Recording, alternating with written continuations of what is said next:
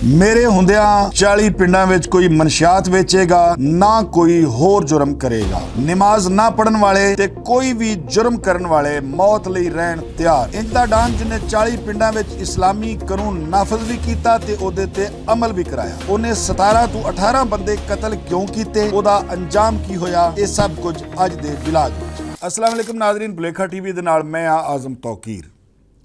नाज़रीन, किसी भी बदमाश की जो तुसी कहानी सुनते हो तो वो पिछे तो चार चीज़ां जड़ियां ने वो यकीनन होंदियां ने कि या वो मनशियात वेचदा है, या वो डकैतियां करदा है, या वो किराए दा कातिल है। लेकिन अज जिहड़े मैं डॉन दी कहानी तुहानूं सुनाउण लगा वां, वो एक पासे ते दुश्मनदार और उन्हें बहुत ज़्यादा कतल भी कीते, लेकिन दूजे पासे वो बिल्कुल एक मुख्तलिफ इंसान सी। यानी उन्हें अपने इलाके च इस्लामी कानून नाफज किया और उहदे ते अमल भी कराया। ये बड़ी अजीबो गरीब गल है कि एक बंदा दुश्मनदार है, एक पासे वो बंदे भी मारी जान दिया, दूजे पासे वो माड़े मातलां दे सिर ते हथ भी रखता है। तो एक कहानी है जनाब अली खान मुहम्मद उर्फ खानू विरक दी, जिहड़ा जिला शेखुपुरा ते पिंड खैरो की मलियां। खैरों की मलियां, 100 की मलियां, चीचो की मलियां, ये नेड़े नेड़े सारे पिंड ने और विरक और दूजियां बरादरियां इत्थे रहिंदियां ने। इत्थे दी एक बरादरी है विरक, जिहड़ी कि बड़ी वड्डी बरादरी है। शेखपुरे बहुत ज़्यादा विरक हैगे ने। इत्थे एक बड़ा मशहूर खानदान सी। 47 तो पहले भी नज़ीर विरक ते बशीर विरक दो भरा सन और इन्हां दा खानदान दुश्मनदारी के हवाले नाल बड़ा मशहूर सी। 100 को किला इस खानदान कोल ज़मीन सी और नज़ीर विरक होरी जिहड़े ने ये 5 भरा सन। 5 दे विचों दुश्मनदारी के चक्कर 3 भरा जिहड़े ने वो कतल होए ते 2 अपनी मौत आप मरे। अगे जिहड़ा नज़ीर विरक है इहदे कोल 4 पुत्तर सन, जिन्हां विच एक हनीफ विरक, खान मुहम्मद उर्फ खानू विरक ते 2 इहदे भरा होर सन। नज़ीर विरक दे इन्हां 4 पुत्तरां चों 2 पुत्तर जिहड़े ने उन्हां चों हनीफ विरक जिहड़ा हैगा वो दसदे ने कि उन्हें घरेलू नाचाकी ते खुदकुशी कर लई। एक पुत्तर लापता हो के कतल हो गया और एक अपनी नाल मोया। ते खानू विरक जिहड़ा हैगा ओहदी अज तुहानूं असीं कहानी सुनाउण लगे हां कि खानू विरक इस दुश्मनदारी चों सब तो नखेड़वा किवें होया, उन्हें किन्ने बंदे मारे और अपनी जिंदगी च उन्हें की कतल कीता, किन्ने कतल कीते और की कम कीता और उहदा अंजाम किहदे हत्थों होया ते किवें करके होया। ये गल है जनाब उदों दी जदों खान मुहम्मद उर्फ खानू विरक कोई 17 को वरियां दा मुंडा खुंडा सी। पिंड दी एक दुकान है करियाने दी, उहदे उत्ते वो खलोता है ते उत्थे एक अराइयां दा मुंडा है, उहदे नाल उहदी किसी गल तो झड़फ हो जाती है। जदों झड़फ हुंदी है तो अराइयां दा मुंडा कहंदा है कि जिवें तैनूं अपने चाचे ते अपने उस भरा दा पता नहीं ना हुण तक चलिया, इवें ही असां तैनूं भी गायब कर देना है। खानू विरक दी गल दिमाग च आ गई कि इहदा मतलब इवें कि मेरा चाचा बशीर विरक जिहड़ा कतल होया सी वो भी इन्हां ही मारिया है और मेरा भरा जिहड़ा गुम हो के कतल हो गया सी, लापता हो के वो भी इन्हां ही मारिया। खैर खान विरक उन्होंने क्या गल है कि अज फजर की नमाज तक जे तेरे प्यो लापता, तेरा प्यो लापता हो गया तो समझी कि मैं अपना चाचा ते अपना भरा लभ लैने। ओही गल हुई 17 वरियां की उम्र दे विच खान मुहम्मद उर्फ खानू विरक ने सुबह यानी फजर की नमाज तो पहले उस अराई नूं कतल कर दिता। उन्होंने कतल करन तो बाद खानू विरक जिहड़ा है इश्तिहारी हो जाता है, यानी ये पुलिस नूं गिरफ्तारी नहीं दिंदा और इश्तिहारी हो जाता है। केस इहदे उत्ते बन जाता है 302 का। एक कुछ अरसा इश्तिहारी रहन तो बाद गिरफ्तारी दे दिंदा है।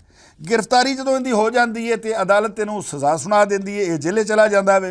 हुण जेल दे विच इहनूं मुख्तलिफ जेलों शिफ्ट किया जाता रहा, इस वास्ते कि उस समय जिहड़ा बंदा जेल दे विच तंग करदा सी, अज भी शायद इंज ही उहनूं उड़दी लाई जाती सी, कदी किसी जेल च कदी किसी जेल च उहनूं भेज दिता जाता सी। खैर दौर आउंदा है बेनज़ीर भट्टो दा, वो वज़ीर आज़म बनदियां ने। जदों वज़ीर आज़म बनदियां ने तो उन्हां कोठियां तोड़ दित्तियां, जिहड़े सजाए मौत होए सन वो उम्र कैद हो गए, जिहड़े उम्र कैद सन उन्हां दियां सजावां च माफ़ियां तलाफियां कीतियां। इंज करके खानू विरक जिहड़ा है वो रिहा हो जाता है। ये रिहा हो के ते अपने पिंड आ जाता वे। पिंड आके ते जिंदगी जिहड़ी है वो फिर दोबारा शुरू हो जाती है। अच्छा हुण खानू विरक दी चौंके वड्डियां तो लैके दुश्मनी चलती आ रही सी। खानू तो पहले तो लैके इहदा चाचा भी कतल होया, भरा भी कतल होया, इवें ही जिहड़ा नज़ीर विरक है उहदे यानी इहदे चाचे दूजे उन्हां च भी कुछ कतल होए और यह सिलसिला जिहड़ा हैगा चलदा आ रहा वे। हुंदा है वे जनाब अली कि जिंदगी चलती रहिंदी है। एक बंदा है कोई ना मालूम, ਉਹ ਖਾਨੂ ਵਿਰਕ ਨੂੰ ਚਿੱਠੀਆਂ ਲਿਖਣਾ ਸ਼ੁਰੂ ਕਰ ਦਿੰਦਾ ਹੈ ਔਰ ਧਮਕੀਆਂ ਦੇਣਾ ਸ਼ੁਰੂ ਕਰ ਦਿੰਦਾ ਹੈ। ਇਹਨੂੰ ਪਤਾ ਲੱਗ ਜਾਂਦਾ ਹੈ ਕਿ ਫਲਾਣਾ ਬੰਦਾ ਹਰ ਮਹੀਨੇ ਚਿੱਠੀਆਂ ਲਿਖਦਾ ਹੈ ਰੋਜ਼ਾਨਾ ਹੀ, ਕਿਉਂ ਨਾ ਇਹਦਾ ਵੀ ਹਿਸਾਬ ਕਲੀਅਰ ਕਰ ਦਿੱਤਾ ਜਾਏ। ਇਹ ਉਹਨੂੰ ਥੜਾ ਦਿੰਦਾ, ਇਹਨੂੰ ਪਤਾ ਸੀ ਕਿ ਇੱਥੋਂ ਇਸ ਬੰਦੇ ਨੇ ਲੰਘਣਾ ਵੇ ਤੇ ਇਹਨੂੰ ਮੈਂ ਅੱਜ ਮਾਰ ਦੇਣਾ ਹੈ। ਔਰ ਉਹ ਹੀ ਵਕਤ ਹੁੰਦਾ ਵੇ ਇਹਨੇ ਥੜਾ ਦਿੱਤਾ ਹੈ, ਉਹ ਬੰਦਾ ਆਉਂਦਾ ਹੈ ਫਾਇਰਿੰਗ ਕਰਕੇ ਉਹਨੂੰ ਮਾਰ ਦਿੰਦਾ ਹੈ। ਲੇਕਿਨ ਜਦੋਂ ਉਹਨੂੰ ਮਾਰ ਦਿੰਦਾ ਹੈ ਤੇ ਉਹਦੀ ਡੈੱਡ ਬਾਡੀ ਦੇ ਉੱਤੇ ਜਾ ਕੇ ਵੇਖਦਾ ਹੈ ਤੇ ਉਹ ਬੰਦਾ ਨਹੀਂ ਸੀ ਬਲਕਿ ਬੰਦਾ ਕੋਈ ਹੋਰ ਸੀ। ਇਹ ਯਾਨੀ ਬੰਦਾ ਜਿਹੜਾ ਉਹ ਗਲਤਫਹਿਮੀ 'ਚ ਮਾਰਿਆ ਜਾਂਦਾ ਹੈ। ਇਹ ਉਹਦੇ ਵਾਰਸਾਂ ਨੂੰ ਮਿਲਦਾ ਹੈ, ਵਾਰਸਾਂ ਨੂੰ ਮਿਲ ਕੇ ਉਹਨਾਂ ਕੋਲ ਮਾਫੀ ਮੰਗਦਾ ਹੈ ਕਿ ਮੈਂ ਇਹਨੂੰ ਜਾਣ ਕੇ ਨਹੀਂ ਮਾਰਿਆ, ਮੈਂ ਕਿਸੇ ਹੋਰ ਨੂੰ ਮਾਰਨਾ ਚਾਹ ਰਿਹਾ ਸੀ, ਅੱਲਾ ਵੱਲੋਂ ਇਹਦੀ ਆਈ ਹੋਈ ਸੀ ਔਰ ਉਸ ਬੰਦੇ ਦੀ ਜਗ੍ਹਾ ਤੇ ਇਹ ਉਸ ਮੌਕੇ ਉੱਤੇ ਪਹੁੰਚ ਗਿਆ ਤੇ ਮੈਂ ਇਹਨੂੰ ਮਾਰ ਦਿੱਤਾ। ਖੈਰ ਉਹ ਵਾਰਸ ਜਿਹੜੇ ਨੇ ਉਹ ਇਹਨੂੰ ਮਾफ़ ਕਰ ਦਿੰਦੇ ਨੇ। ਮਾफ़ ਕਰਨ ਤੋਂ ਬਾਅਦ ਇਹਨੇ ਇਹ ਕੰਮ ਕੀਤਾ ਕਿ ਉਸ ਮਰਨ ਵਾਲੇ ਦੇ ਜਿਹੜੇ ਬੱਚੇ ਸਨ ਉਹਨਾਂ ਦਾ ਸਾਰੀ ਉਮਰ ਜਿਹੜਾ ਖਰਚਾ ਵੇ ਉਹਨਾਂ ਦੀ ਤਾਲੀਮ ਦਾ, ਉਹਨਾਂ ਦੇ ਰਹਿਣ ਸਹਿਣ ਦਾ, ਉਹ ਖਾਨੂ ਵਿਰਕ ਦਿੰਦਾ ਰਿਹਾ। ਹੁਣ ਇਸੇ ਹੀ ਦੁਸ਼ਮਣੀ ਦੇ ਵਿੱਚ ਨਾਲ ਇੱਕ ਪਿੰਡ ਹੈਗਾ ਡੋਗਰਾਂ ਦਾ। ਡੋਗਰਾਂ ਦਾ ਪਿੰਡ ਵੀ ਇਹਨਾਂ ਦੀ ਦੁਸ਼ਮਣੀ ਸੀ। ਇਹਦਾ ਇੱਕ ਰਿਸ਼ਤੇਦਾਰ ਔਰ ਬਰਾਦਰੀ ਭਰਾ ਸੀ, ਉਹਦਾ ਨਾਮ ਸੀ ਬਸ਼ਾਰਤ ਵਿਰਕ। ਉਹਨੂੰ ਇਹ ਨਾਲ ਲੈਂਦਾ, ਉਹਨੂੰ ਨਾਲ ਲੈ ਕੇ ਡੋਗਰਾਂ ਦੇ ਪਿੰਡ ਜਾਂਦੇ ਨੇ। ਉੱਥੇ ਜਾ ਕੇ ਇਹ ਡੋਗਰਾਂ ਉੱਤੇ ਅਟੈਕ ਕਰਦੇ ਨੇ। ਉੱਥੇ ਇੱਕ ਬੀਬੀ ਤੇ ਇੱਕ ਬੰਦਾ ਕਤਲ ਹੋ ਜਾਂਦੇ ਨੇ। ਖੈਰ ਉੱਥੋਂ ਇਹ ਨਿਕਲੇ ਆਉਂਦੇ ਨੇ। ਹੁਣ ਖਾਨੂ ਦੇ ਉੱਤੇ ਕਤਲਾਂ ਦੀ ਤਾਦਾਦ ਹੋ ਜਾਂਦੀ ਹੈ ਟੋਟਲ 4। ਇੱਕ ਦੀ ਸਜ਼ਾ ਭੁਗਤ ਕੇ ਆ ਗਿਆ, ਇੱਕ ਗਲਤੀ 'ਚ ਇਹਦੇ ਕੋਲ ਕਤਲ ਹੋ ਗਿਆ, 2 ਬੰਦੇ ਨੇ ਇਹ ਮਾਰ ਦਿੱਤੇ ਨੇ। ਜਦੋਂ ਇਹ 2 ਬੰਦੇ ਮਾਰ ਦਿੱਤੇ ਨੇ ਤੇ ਇਹ ਨਾਲ ਹੀ ਇਸ਼ਤਿਹਾਰੀ ਹੋ ਜਾਂਦਾ ਹੈ। ਇਹਦੇ ਨਾਲ ਜਿਹੜਾ ਦੂਜਾ ਸਾਥੀ ਸੀ ਉਹ ਵੀ ਇਸ਼ਤਿਹਾਰੀ ਹੋ ਜਾਂਦਾ ਵੇ। ਇਹਦੇ ਨਾਲ ਇੱਕ ਹੋਰ ਵੱਡਾ ਕੰਮ ਹੁੰਦਾ ਹੈ, ਜਿਹੜੀ ਵਜ੍ਹਾ ਤੋਂ ਖਾਨੂ ਵਿਰਕ ਮਸ਼ਹੂਰ ਹੋਇਆ। ਬੰਦੇ ਤੇ ਕਈ ਲੋਕਾਂ ਨੇ ਦੁਸ਼ਮਣਦਾਰੀਆਂ 'ਚ ਮਾਰੇ ਹੋਏ ਨੇ, ਬੜੇ ਦਰਜਨਾਂ ਦੇ ਹਿਸਾਬ ਨਾਲ ਵੀ ਬੰਦੇ ਮਾਰੇ ਹੋਏ ਨੇ। ਇਹਨੇ ਤੇ ਕੋਈ 18 ਕਤਲ ਆਪਣੇ ਹੱਥਾਂ ਨਾਲ ਕੀਤੇ ਨੇ। ਲੇਕਿਨ ਇਹਦੀ ਮਸ਼ਹੂਰੀ ਦੀ ਵਜ੍ਹਾ ਕੀ ਬਣੀ? ਖਾਨੂ ਵਿਰਕ ਨੇ ਉਹ 2 ਬੰਦੇ ਮਾਰਨ ਤੋਂ ਬਾਅਦ ਜਦੋਂ ਇਸ਼ਤਿਹਾਰੀ ਹੋ ਜਾਂਦਾ ਹੈ ਤੇ ਆਪਣੇ ਪਿੰਡ, ਆਪਣੇ ਘਰ ਤੋਂ ਲੈ ਕੇ 40 ਪਿੰਡਾਂ ਦੇ ਵਿੱਚ ਐਲਾਨ ਕਰ ਦਿੱਤਾ ਕਿ ਅੱਜ ਤੋਂ ਮੈਂ 40 ਪਿੰਡਾਂ ਦੇ ਵਿੱਚ ਇਸਲਾਮੀ ਕਾਨੂੰਨ ਨਾਫਜ਼ ਕਰ ਰਿਹਾ ਵਾਂ ਔਰ ਇਹਦੇ ਤੇ ਅਮਲ ਦਰਾਮਦ ਕਰਾਵਾਂਗਾ। ਇਹਦੇ ਵਿੱਚ ਕੀ ਕਰਨਾ ਹੋਏਗਾ? ਨਮਾਜ਼ ਦੇ ਟਾਈਮ ਦੇ ਉੱਤੇ ਸਾਰਿਆਂ ਨੇ ਨਮਾਜ਼ ਪੜ੍ਹਨੀ ਹੈ। ਜੇ ਕੋਈ ਦੁਕਾਨਦਾਰ ਹੈ ਉਹ ਦੁਕਾਨ ਖੁੱਲੀ ਛੱਡ ਕੇ ਮਸੀਤੇ ਟੁਰ ਜਾਏ, ਉਹਦਾ ਕੋਈ ਨੁਕਸਾਨ ਹੋਇਆ ਤੇ ਮੈਂ ਖਾਨੂ ਵਿਰਕ ਜਿਹੜਾ ਮੈਂ ਉਹਦਾ ਉਹ ਨੁਕਸਾਨ ਪੂਰਾ ਕਰਾਂਗਾ। ਉਸ ਤੋਂ ਬਾਅਦ ਇਲਾਕੇ 'ਚ ਕੋਈ ਕਬਜ਼ਾ ਨਹੀਂ ਹੋਏਗਾ, ਕੋਈ ਕਿਸੇ ਮਾੜੇ ਨੂੰ ਤੰਗ ਨਹੀਂ ਕਰੇਗਾ। ਉਸ ਤੋਂ ਬਾਅਦ ਕੋਈ ਚੋਰੀ ਨਹੀਂ ਹੋਏਗੀ, ਕੋਈ ਡਕੈਤੀ ਨਹੀਂ ਹੋਏਗੀ, ਕੋਈ ਮਨਸ਼ਿਆਤ ਨਹੀਂ ਵੇਚੇਗਾ। ਇਹ ਸਾਰੇ ਕੰਮ ਮੈਂ ਨਹੀਂ ਹੋਣ ਦਿਆਂਗਾ। ਖੈਰ ਇਹਦੀ ਦਹਿਸ਼ਤ ਜਿਹੜੀ ਉਹ ਕਾਫੀ ਫੈਲ ਚੁੱਕੀ ਸੀ। ਸਾਰੇ ਇਲਾਕੇ ਦੇ ਲੋਕ ਇਹਦੇ ਕੋਲ ਡਰਨਾ ਸ਼ੁਰੂ ਹੋ ਚੁੱਕੇ ਸਨ ਕਿ ਬਿਲਕੁਲ ਟਲਦਾ ਨਹੀਂ ਹੈ, ਜੋ ਕਹਿੰਦਾ ਉਹ ਕਰਕੇ ਵਿਖਾਉਂਦਾ ਵੇ। ਇਹਦੇ ਨਾਲ ਉਹਨੇ ਫਲਾਹੀ ਕੰਮ ਵੀ ਸ਼ੁਰੂ ਕਰ ਦਿੱਤੇ। ਮਸਲਨ ਇੱਕ ਵਾਕਿਆ ਮਸ਼ਹੂਰ ਹੈ ਕਿ ਇਹ ਆਪਣੇ ਪਿੰਡ ਦੇ ਵਿੱਚੋਂ ਲੰਘਿਆ ਜਾ ਰਿਹਾ ਸੀ ਤੇ ਇੱਕ ਬੰਦੇ ਦੀ ਕੰਧ ਟੱਠੀ ਹੋਈ ਸੀ। ਇਹਨੇ ਉਸ ਬੰਦੇ ਨੂੰ ਬੁਲਾਇਆ, ਬੰਦੇ ਨੂੰ ਬੁਲਾ ਕੇ ਉਹਨੂੰ ਕਿਹਾ ਕਿ ਇਹ ਪੈਸੇ ਫੜ ਤੇ ਇੱਟਾਂ ਮੰਗਾ ਕੇ ਨਾ ਤੇ ਇਹ ਮਿਸਤਰੀ ਲਾ ਤੇ ਕੰਧ ਨੂੰ ਨਾ ਉੱਚੀ ਕਰ ਤੇ ਵੱਡੀ ਕਰ। ਮੈਂ ਤੂੰ ਘੋੜੀ ਤੇ ਲੱਗਣਾ ਤੇ ਮੇਰੀ ਘਰ ਝਾਤੀ ਪੈਂਦੀ ਹੈ, ਘਰ ਦੇ ਵਿੱਚ ਮਾਵਾਂ ਭੈਣਾਂ ਹੁੰਦੀਆਂ ਨੇ ਤੇ ਅੱਛੀ ਬਾਤ ਨਹੀਂ ਹੈ। ਯਾਨੀ ਦੂਜੇ ਪਾਸੇ ਇੰਜ ਦਾ ਇੱਕ ਗੈਰਤਮੰਦ ਇਨਸਾਨ ਸੀ, ਔਰਤਾਂ ਦੇ ਹਵਾਲੇ ਨਾਲ ਖਾਸ ਕਰਕੇ। ਤੋ ਇੰਜ ਦੇ ਕਈ ਨੇ ਫਲਾਈ ਕੰਮ, ਕਈਆਂ ਦੀਆਂ ਬੱਚੀਆਂ ਦੀਆਂ ਸ਼ਾਦੀਆਂ ਤੱਕ ਇਹਨੇ ਕਰਵਾਈਆਂ। ਖੈਰ ਉਹ ਜਨਾਬ ਜਦੋਂ ਇਹ ਐਲਾਨ ਕਰ ਦਿੰਦਾ ਹੈ ਤੇ ਕੁਝ ਲੋਕ ਹੁੰਦੇ ਨੇ ਨਾ, ਉਹ ਕਹਿੰਦੇ ਨੇ ਕਿ ਔਰ ਖਾਸ ਕਰਕੇ ਉਸ ਏਰੀਆ ਜਿਹੜਾ ਸ਼ੁਖਪੁਰੇ ਦਾ ਏਰੀਆ ਹੈ ਨਾ, ਉੱਥੇ ਹਰ ਦੂਜਾ ਬੰਦਾ ਆਪਣੇ ਆਪ ਨੂੰ ਡਾਂ ਨਹੀਂ ਸਮਝਦਾ। ਇਸ ਵਾਸਤੇ ਸਾਰੀਆਂ ਤਗੜੀਆਂ ਬਰਾਦਰੀਆਂ ਉੱਥੇ ਬੈਠੀਆਂ ਨੇ, ਡੋਗਰ ਉੱਥੇ ਬੈਠੇ ਨੇ, ਵਿਰਕ ਉੱਥੇ ਬੈਠੇ ਨੇ, ਹੋਰ ਕਈ ਬਰਾਦਰੀਆਂ ਨੇ। ਔਰ ਵਿਰਕਾਂ ਦੇ ਹਵਾਲੇ ਨਾਲ ਤੇ ਇਹ ਮਸ਼ਹੂਰ ਹੈ ਨਾ ਜੀ ਕਿ ਇਹ ਵਿਰਕ ਸਿੱਖ ਹੀ ਹੁੰਦੇ ਨੇ, ਯਾਨੀ ਇਹ ਆਪਣੀ ਦੁਸ਼ਮਣੀ ਵਗੈਰਾ ਮਾਫ ਬਿਲਕੁਲ ਨਹੀਂ ਕਰਦੇ, ਨਾ ਇਹ ਕਿਸੇ ਨੂੰ ਛੱਡਦੇ ਨੇ। ਉੱਥੇ ਕੁਝ ਹੋਰ ਲੋਕ ਸਨ, ਮਨਸ਼ਿਆਤ ਫਰੋਸ਼ ਸਨ, ਨਸ਼ਾ ਨੁਸ਼ਾ ਵੇਚਦੇ ਸਨ। ਉਹਨਾਂ ਕਿਹਾ ਕਿ ਖਾਨੂ ਵਿਰਕ ਨੇ ਅਗਰ ਇਹ ਕਹਿ ਦਿੱਤਾ ਹੈ ਤੇ ਇਹਦਾ ਮਤਲਬ ਇਹ ਥੋੜ੍ਹਾ ਹੀ ਹੈ ਕਿ ਅਸੀਂ ਨਸ਼ਾ ਵੇਚਣਾ ਜਿਹੜਾ ਹੈ ਵੇ ਉਹ ਛੱਡ ਦਈਏ, ਅਸੀਂ ਤਾਂ ਨਸ਼ਾ ਵੇਚਾਂਗੇ। ਉਹ ਤਕਰੀਬਨ ਕੋਈ 8 ਬੰਦੇ ਸਨ। ਇਹਨੇ ਕੀ ਕੀਤਾ? ਉਹਨਾਂ 8 ਦੇ 8 ਨੂੰ ਹੀ ਮਾਰ ਦਿੱਤਾ। ਉਸ ਤੋਂ ਬਾਅਦ ਇਹ ਖਬਰ ਜਿਹੜੀ ਅਖਬਾਰਾਤ ਦੇ ਵਿੱਚ ਵੀ ਬਹੁਤ ਜ਼ਿਆਦਾ ਵਾਇਰਲ ਹੋਈ, ਛਪੀ ਅਖਬਾਰਾਂ ਦੇ ਵਿੱਚ ਇਹ ਖਬਰ ਕਿ ਖਾਨੂ ਨੇ 8 ਮਨਸ਼ਿਆਤ ਫੋਸ਼ ਮਾਰ ਦਿੱਤੇ ਨੇ ਔਰ ਉਹਨੇ 40 ਪਿੰਡਾਂ ਦੇ ਉੱਤੇ ਇਸਲਾਮੀ ਕਾਨੂੰਨ ਨਾਫਜ਼ ਕੀਤਾ ਔਰ ਉਹਦੇ ਤੇ ਅਮਲ ਦਰਾਮਦ ਕਰਾ ਰਿਹਾ ਵੇ। ਇਹ ਸਿਲਸਿਲਾ ਚੱਲਦਾ ਰਿਹਾ। ਨਾਲ ਉਹ ਇਸ਼ਤਿਹਾਰੀ ਸੀ। ਪੁਲਿਸ ਜਿਹੜੀ ਹੈ ਵੇ ਉਹ ਆਏ ਰੋਜ਼ ਇਹਦੇ ਪਿੱਛੇ ਸੀ, ਲੇਕਿਨ ਖਾਨੂ ਵਿਰਕ ਕਦੀ ਵੀ ਉਹਨਾਂ ਦੇ ਕਾਬੂ ਨਹੀਂ ਆਇਆ। ਖਾਨੂ ਵਿਰਕ ਨੇ ਸ਼ੇਖੂਪੁਰਾ ਮੁਰੀਦ ਕੇ ਰੋਡ ਦੇ ਉੱਤੇ ਇੱਕ ਪਬਲਿਕ ਟਰਾਂਸਪੋਰਟ ਜਿਹੜਾ ਹੈ ਉਹਦਾ ਅੱਡਾ ਵੀ ਬਣਾਇਆ। ਇੱਕ ਪਾਰਟੀ ਨਾਲ ਰਲ ਕੇ, ਉਹਦੇ ਨਾਲ ਇਖਤਲਾਫ ਹੋ ਗਿਆ, ਫਿਰ ਉਹ ਖਤਮ ਹੋ ਗਿਆ ਅੱਡਾ। ਉਸ ਤੋਂ ਬਾਅਦ ਫਿਰ ਇੱਕ ਹੋਰ ਪਾਰਟੀ ਨਾਲ ਜਿਹੜਾ ਹੈ ਵੇ ਰਲ ਕੇ ਤੇ ਉਹਦੇ ਨਾਲ ਰਲ ਕੇ ਵੀ ਉਹ ਅੱਡਾ ਚਲਾਉਂਦਾ ਰਿਹਾ। ਖੈਰ ਇਸ ਇਲਾਕੇ ਦਾ ਇੱਕ ਬੰਦਾ ਸੀ, ਉਹ ਵੀ ਤਕੜਾ ਸੀ, ਬਾਸਰ ਆਦਮੀ ਸੀ। ਉਹਨੇ ਲੋਕਾਂ 'ਚ ਕਹਿਣਾ ਸ਼ੁਰੂ ਕਰ ਦਿੱਤਾ ਕਿ ਏਡਾ ਤੁਹਾਨੂੰ ਖਾਨੂ ਤੋਂ ਡਰਨ ਦੀ ਲੋੜ ਕੋਈ ਨਹੀਂ ਹੈ, ਮੈਂ ਉਹਦਾ ਪਿਓ ਹਾਂ। ਯਾਨੀ ਜੇ ਉਹ ਕੋਈ ਦਹਿਸ਼ਤ ਦੀ ਲਾਮਤ ਹੈ ਤਾਂ ਮੈਂ ਉਹਦਾ ਵੀ ਪਿਓ ਹਾਂ। ਖੈਰ ਖਾਨੂ ਨੇ ਉਹਦੇ ਵੱਲ ਸੁਨੇਹਾ ਘੱਲਿਆ ਕਿ ਗੱਲ ਇਹ ਵੇ ਕਿ ਅੱਜ ਸ਼ਾਮ ਤੀਕਰ ਜੇ ਤੂੰ ਮੈਨੂੰ ਮਾਰ ਦਿੱਤਾ ਤੇ ਤੂੰ ਮੇਰਾ ਪਿਓ ਹੀ ਹੈ, ਤੇ ਜੇ ਮੈਂ ਤੈਨੂੰ ਮਾਰ ਦਿੱਤਾ ਤੇ ਮੈਂ ਅੱਜ ਤੋਂ ਬਾਅਦ ਤੇਰਾ ਪਿਓ ਔਰ ਤੇਰੀ ਵਲਦੀਅਤ ਦੇ ਖਾਨੇ 'ਚ ਮੇਰਾ ਨਾਂ ਲਿਖਿਆ ਜਾਏਗਾ। ਕਹਿੰਦੇ ਨੇ ਕਿ ਉਸੇ ਸ਼ਾਮ ਨੂੰ ਖਾਨੂ ਨੇ ਉਹਨੂੰ ਜਾ ਕੇ ਮੌਤ ਦੇ ਘਾਟ ਉਤਾਰ ਦਿੱਤਾ। ਜਿਹੜਾ ਬੰਦਾ ਇਹਨੂੰ ਧਮਕੀਆਂ ਦੇ ਰਿਹਾ ਸੀ ਔਰ ਲੋਕਾਂ 'ਚ ਕਹਿ ਰਿਹਾ ਸੀ ਕਿ ਮੈਂ ਆਪ ਬੜਾ ਵੱਡਾ ਬਦਮਾਸ਼ ਹਾਂ। ਅੱਛਾ, ਇਸ ਪੋਜੀਸ਼ਨ 'ਚ ਜਦੋਂ ਖਾਨੂ ਆ ਜਾਂਦਾ ਵੇ ਤੇ ਉਹਦੀ ਦਹਿਸ਼ਤ ਬਹੁਤ ਜ਼ਿਆਦਾ ਫੈਲ ਜਾਂਦੀ ਹੈ, ਉਹਦਾ ਖੌਫ ਹੋਰ ਵੱਧ ਜਾਂਦਾ ਹੈ ਔਰ ਉਹ ਇਲਾਕੇ ਦੇ ਜਿਹੜੇ ਸਰਮਾਇਆਦਾਰ ਨੇ ਉਹਨਾਂ ਕੋਲ ਜੱਗਾ ਟੈਕਸ ਵੀ ਲੈਣਾ ਸ਼ੁਰੂ ਕਰ ਦਿੰਦਾ। ਲੇਕਿਨ ਉਹਦੇ ਜੱਗੇ ਦੇ ਪੈਸੇ ਲੈਂਦਾ ਸੀ, ਉਹ ਦੱਸਿਆ ਜਾਂਦਾ ਕਿ ਪੈਸੇ ਉਹ ਆਪਣੇ ਉੱਤੇ ਇਸਤੇਮਾਲ ਨਹੀਂ ਸੀ ਕਰਦਾ, ਨਾ ਆਪਣੀ ਫੈਮਿਲੀ ਉੱਤੇ ਇਸਤੇਮਾਲ ਕਰਦਾ ਸੀ, ਬਲਕਿ ਜਿਹੜੇ ਕੋਈ ਮਾੜੇ ਮਾਤੜ ਹੁੰਦੇ ਸਨ ਉਹਨਾਂ ਤੋਂ ਇਸਤੇਮਾਲ ਕੇ ਉਹ ਪੈਸੇ ਉਹਨਾਂ ਨੂੰ ਦਿੰਦਾ ਸੀ। ਕਿਸੇ ਦੀ ਬੱਚੀ ਸ਼ਾਦੀ ਹੋਣ ਵਾਲੀ ਹੈ ਤਾਂ ਉਹਦੀ ਸ਼ਾਦੀ ਕਰ ਦਿੰਦਾ ਸੀ, ਕਿਸੇ ਦਾ ਘਰ ਡਿੱਗ ਗਿਆ ਹੈ ਤਾਂ ਉਹਦਾ ਘਰ ਬਣਵਾ ਦਿੰਦਾ ਸੀ। ਸੋ ਇੰਜ ਦਾ ਪੈਸਾ ਜਿਹੜਾ ਹੈ ਉਹ ਉਹਨਾਂ ਉੱਤੇ ਉਹਨੇ ਉਹ ਲਾਂਦਾ ਰਹਿੰਦਾ ਸੀ। ਅੱਛਾ, ਹੁਣ ਪੁਲਿਸ ਜਿਹੜੀ ਹੈ ਵੇ ਉਹਦੇ ਲਈ ਵੀ ਜ਼ਾਰੀ ਬਾਤ ਹੈ ਖਾਨੂ ਵਿਰਕ ਇੱਕ ਚੈਲੰਜ ਬਣ ਚੁੱਕਿਆ ਸੀ ਔਰ ਪੁਲਿਸ ਨੇ 90 ਦੀ ਦਹਾਈ ਵਿੱਚ ਉਹਦੇ ਸਿਰ ਤੇ ਹੈਡ ਮਨੀ ਜਿਹੜੀ ਉਹ ਰੱਖ ਦਿੱਤੀ 5 ਲੱਖ ਰੁਪਈਆ। 90 ਦੀ ਦਹਾਈ ਵਿੱਚ ਬਹੁਤ ਵੱਡੀ ਕੀਮਤ ਹੁੰਦੀ ਸੀ, ਬਹਰਹਾਲ ਉਹਨਾਂ 5 ਲੱਖ ਰੱਖ ਦਿੱਤਾ ਉਹਦੇ ਸਿਰ ਦਾ ਇਨਾਮ। ਜਦੋਂ ਰੱਖਿਆ ਗਿਆ ਤਾਂ ਉੱਥੇ ਇੱਕ SP ਸਰਮਦ ਸਈਦ ਸਾਹਿਬ ਸ਼ੁਖਪੁਰਾ ਦੇ ਵਿੱਚ ਤਾਇਨਾਤ ਸਨ। ਇਹਦੇ ਕੁਝ ਮੁਖਾਲਫ 6 ਕੁ ਬੰਦੇ ਸਨ ਜਿਨ੍ਹਾਂ ਨੇ ਜਾ ਕੇ ਸਰਮਦ ਸਈਦ ਨੂੰ ਕਿਹਾ ਕਿ ਜਨਾਬ ਅਸੀਂ ਇਹਦੀ ਰੈਕੀ ਕਰਕੇ ਤੁਹਾਨੂੰ ਫੜਵਾਉਂਦੇ ਹਾਂ, ਰੁਪਈਆ 10 ਲੱਖ ਸਾਨੂੰ ਦਿਓ ਤੇ ਅਸੀਂ ਮਰਵਾ ਦਿੰਦੇ ਹਾਂ। ਖੈਰ ਉਹ ਜਦੋਂ ਗੱਲਬਾਤ ਹੋ ਗਈ ਉਹਨਾਂ ਪੈਸੇ ਚੁੱਕ ਲਏ। ਇਹਨਾਂ ਦਿਨਾਂ ਦੇ ਵਿੱਚ ਖਾਨੂ ਵਿਰਕ ਦੀ ਵਾਲਦਾ ਦਾ ਇੰਤਕਾਲ ਹੋ ਜਾਂਦਾ ਹੈ।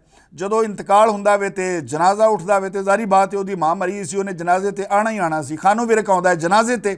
ਜਦੋਂ ਜਨਾਜ਼ੇ ਤੇ ਆਉਂਦਾ, ਅੱਛਾ ਉਹ ਘੋੜੀ ਇਸਤੇਮਾਲ ਕਰਦਾ ਸੀ।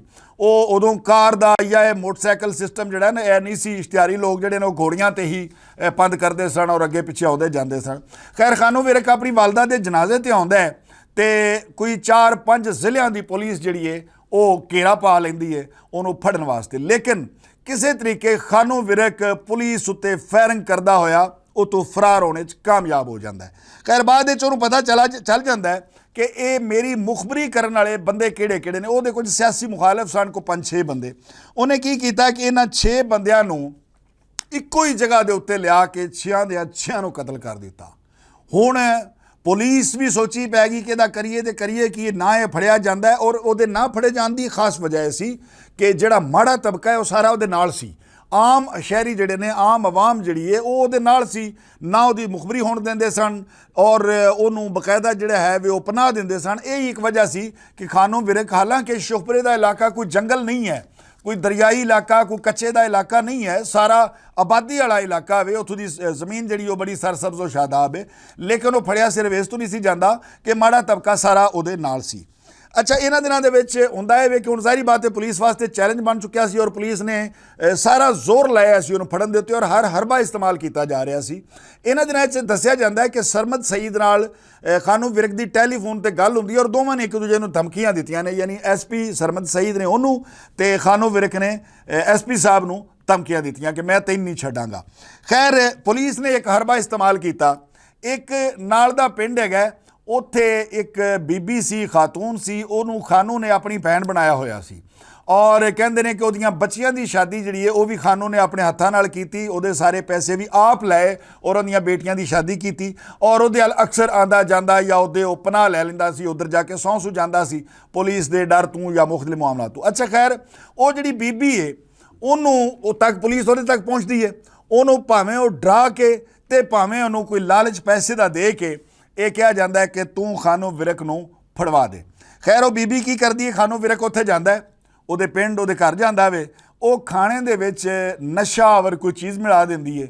ਜਦੋਂ ਮਿਲਾ ਦਿੰਦੀ ਹੈ ਤੇ ਖਾਨੂ ਜਿਹੜਾ ਹੈਗਾ, ਚੂੰਕਿ ਉਂਝ ਤੇ ਉਹ ਨਸ਼ਾ ਕਰਦਾ ਨਹੀਂ ਸੀ, ਉਹ ਬੇਹੋਸ਼ ਹੋ ਜਾਂਦਾ ਹੈ। ਜਦੋਂ ਬੇਹੋਸ਼ ਹੋ ਜਾਂਦਾ ਤੇ ਉਹ ਪੁਲਿਸ ਨੂੰ ਕਰ ਦਿੰਦੀ ਹੈ ਇਤਲਾ ਕਿ ਆਓ ਕਿ ਮੈਂ ਜਿਹੜਾ ਹੈਗਾ ਨਾ ਆਪਣੇ ਭਰਾ ਨੂੰ ਯਾਨੀ ਖਾਨੂ ਵਿਰਕ ਨੂੰ ਬੇਹੋਸ਼ ਕਰ ਦਿੱਤਾ ਤੇ ਇਹਨੂੰ ਆ ਕੇ ਲੈ ਜਾਓ। ਖੈਰ ਪੁਲਿਸ ਆਉਂਦੀ ਹੈ ਔਰ ਦੱਸਦੇ ਨੇ ਕਿ ਉਸੇ ਬੇਹੋਸ਼ੀ ਦੀ ਹਾਲਤ ਵਿੱਚ ਹੀ ਪੁਲਿਸ ਨੇ ਫਾਇਰਿੰਗ ਕਰਕੇ ਉਹਨੂੰ ਮਾਰ ਦਿੱਤਾ। ਉਹਨੂੰ ਜਦੋਂ ਮਾਰ ਦਿੱਤਾ ਹੈ ਔਰ ਇਹ ਖਬਰ ਜਿਹੜੀ ਹੈ ਇਹ ਜੰਗਲ ਦੀ ਅੱਗ ਵਾਂਗੂ ਹਰ ਪਾਸੇ ਖਿਲਰ ਗਈ ਹੈ ਪੂਰੇ ਜ਼ਿਲ੍ਹੇ ਦੇ ਵਿੱਚ। ਉਹਦੀ ਡੈੱਡ ਬਾਡੀ ਜਿਹੜੀ ਹੈ ਉਹ ਡੈੱਡ ਹਾਊਸ ਸ਼ੁਖਪੁਰਾ ਅਪੜਾਈ ਜਾਂਦੀ ਹੈ। ਉੱਥੋਂ ਡੈੱਡ ਬਾਡੀ ਵਸੂਲ ਕਰਨ ਲਈ ਸੁਣਿਆ ਕਿ ਉਸ ਦਿਨ ਇੱਕ ਸ਼ੁਖਪੁਰੇ ਦੇ 2 ਸ਼ੁਖਪੁਰੇ ਬਣੇ ਸਨ। ਇੰਨੀ ਕੁ ਦੁਨੀਆ ਟਰਾਲੀਆਂ, ਟਰੈਕਟਰਾਂ ਤੇ ਔਰ ਮੁਖਤਲਿਫ ਚੀਜ਼ਾਂ ਤੇ ਉੱਥੇ ਡੈੱਡ ਬਾਡੀ ਵਸੂਲ ਕਰਨ ਵਾਸਤੇ ਆ ਗਈ ਕਿ ਇੰਜ ਲੱਗਦਾ ਸੀ ਕਿ ਇੱਕ ਸ਼ਹਿਰ ਦੇ 2 ਸ਼ਹਿਰ ਬਣ ਚੁੱਕੇ ਨੇ। ਔਰ ਇਹ ਵੀ ਦੱਸਿਆ ਜਾਂਦਾ ਹੈ ਕਿ ਲੋਕੀ ਇੱਕ ਦੂਜੇ ਦੇ ਗਲ ਲੱਗ ਕੇ ਤੇ ਰੋਂਦੇ ਸਨ ਔਰ ਕਹਿੰਦੇ ਸਨ ਕਿ ਅੱਜ ਅਸੀਂ ਸਾਰੇ ਯਤੀਮ ਹੋ ਗਏ ਹਾਂ। ਇੰਨੇ ਕੋ ਉਹਨੇ ਫਲਾਈ ਕੰਮ ਕੀਤੇ ਔਰ ਲੋਕਾਂ ਨਾਲ ਇੰਨੀ ਹੁੰਦੀ ਮੁਹੱਬਤ ਸੀ। ਇੰਜ ਇਸ ਦੁਸ਼ਮਣਦਾਰ ਦੀ ਜ਼ਿੰਦਗੀ ਦਾ ਇਖਤਤਾਮ ਹੋ ਗਿਆ। ਮਿਲਨੇ ਆ ਕਿਸੇ ਅਗਲੀ ਸਟੋਰੀ ਨਾਲ, ਉਦੋਂ ਤੀਕਰ ਰੱਬ ਰਾਖਾ।